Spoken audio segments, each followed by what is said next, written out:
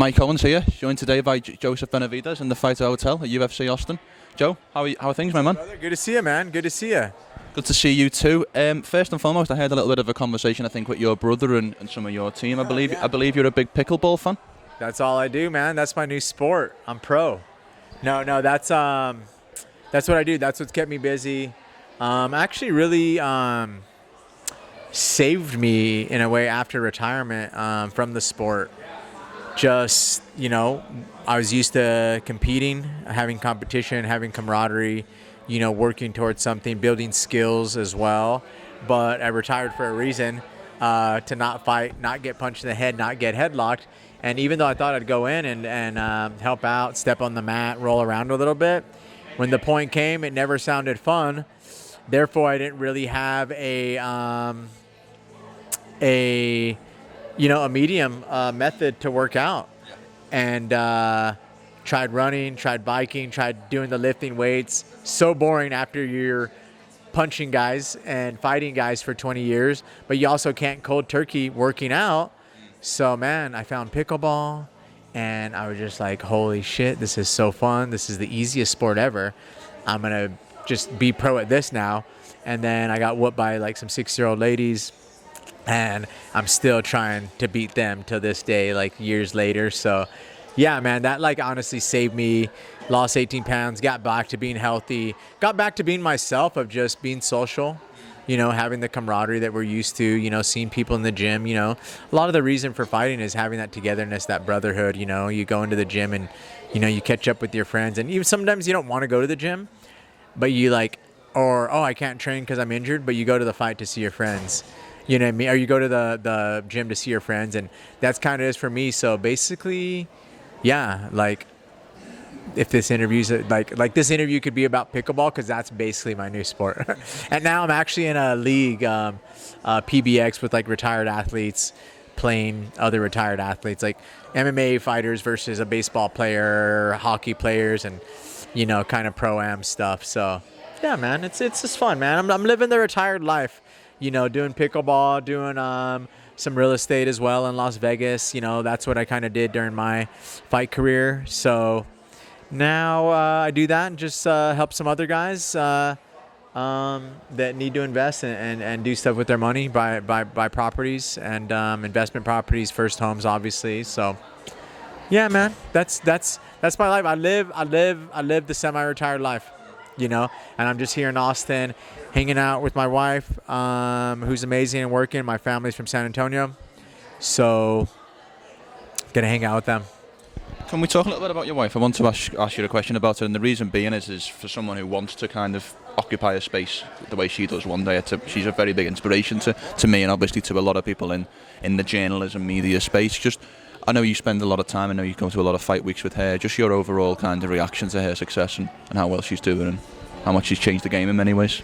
Oh man, yeah, like I love her, like straight pioneer, first woman on the broadcast, really like pioneered that role that she does. And I still to this day, so when I see her work and doing what she does, like it's amazing. She's inspiring to me, and I feel lucky I get to see all the behind the scenes stuff, and I obviously have even more respect for what she does. I mean, people obviously love it and respect what she does, how she treats the fighters, but every little thing she does, how she takes care of the fighters with true care and everything. But just to see that behind the scenes also, and her success, I'm just so proud of her, the way she pushes forward, controls what she can do, all the things that, you see successful people do, like Megan Olivi does, and it's just amazing. And now, getting to work with the NFL sidelines as well the last 5-6 years,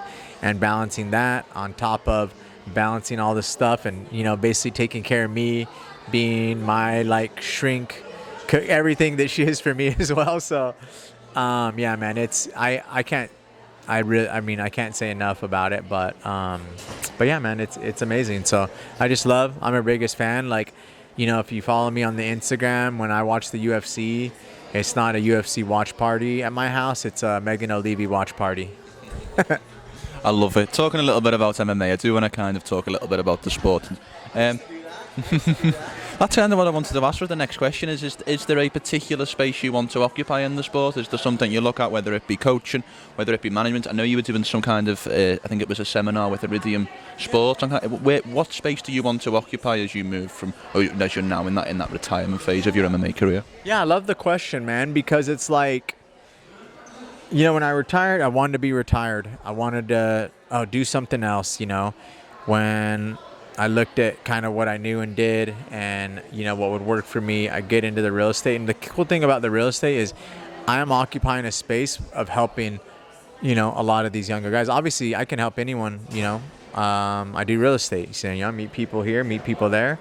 But, my sphere of influence would be the fighters, and those are the people that I have relationships with. And the thing for me is even when I got out, I wanted to help the future generation in a way, right? Learn from mistake, go back and, help them with things that, that weren't there for me maybe. So there was a lot of those things, but the coaching didn't really, fit in for me. It's like, all right, these guys already know how to fight. Yeah, they know how to fight. And I still do want to go in and like give back, not necessarily be a coach, but, it's like, I haven't stepped in a gym in 2.5 years, and it's like, I need to step on the mat again at some point. And it's kind of just the right time to go in and just help the people that really help me in a way, the younger guys that were taking licks for me for nothing, just for experience and just to help me, go back and help out, because I still have a lot of knowledge to share. I'm always shadow boxing in the house and everything still, and grappling with my friends when I see them. So that's something, not necessarily a coach. The thing with real estate that's great is I can help these people in a bigger way with their life. I can help them after fighting, which, like I said, all these guys can fight. They're already there. They can obviously fight. They're going to be good at fighting.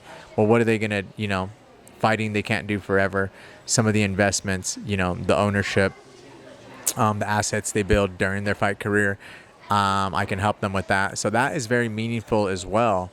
Even though it's a little disconnected from the space, I feel like I'm helping on a very personal level, which is nice, and I've had a good response, and it feels really good in a way, being able to give back in that way. But I think there's still another space I want to occupy, which would just be, if anyone followed me before, I would do things, how can I say, like an easy way, like I would just try to like make fighters cooler and more individual. I did my Dapper Scrappers Instagram account. If people didn't remember that, I kind of did like a little style blog for the UFC. Followed around, took pictures of outfits here and there, and that was really just all about, I think there is a lack in a way of making fighters, of being able to make fighters individuals in the sport. When we talk about fighting, it's talking about fighting. It's your fight week. Even when you do this, you have a personal story, but it's like leading up to your fight.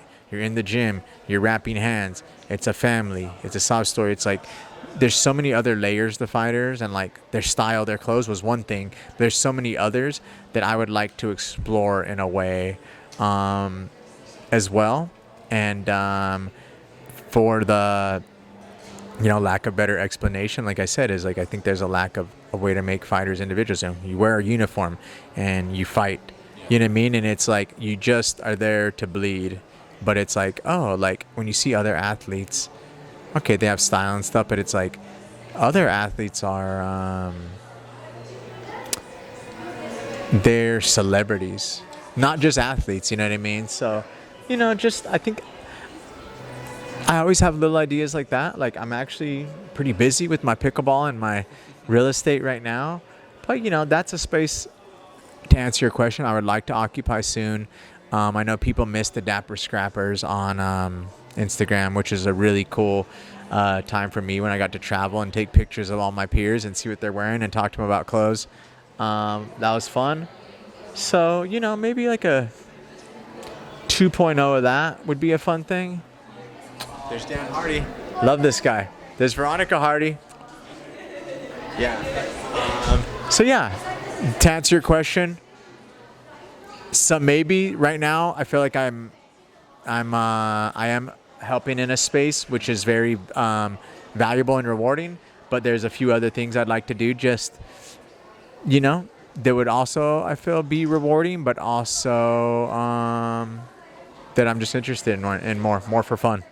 100%. Well, I don't want to take too much of your time. I know you're a busy man. I see your wife's sat over there. It was good. Nice talking, man. Glad you hit me up. I really appreciate the time, and great to meet up in person. Appreciate you, brother. Thanks, man.